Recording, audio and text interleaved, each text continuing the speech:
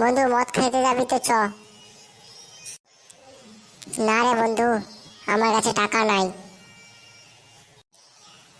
তোর ভাই আছে যতদিন টাকা চিন্তা করবি নি ততদিন। বন্ধু তুই খাওয়াস আর না খাওয়াস ভাই, তোর এই কথাটা শুনে আমি শান্তি পেলাম।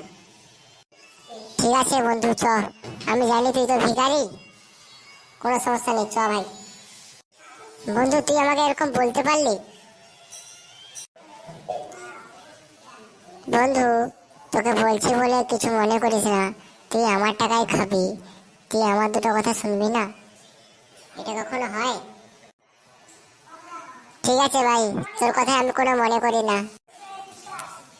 তুই তো আমার ছোটবেলাকার বন্ধু, ল্যাংটা বেলায় তুই আর আমি একসঙ্গে গা ধুতাম, তাই আমি তোর কথা কোনো মনে করি না। চ ভাই।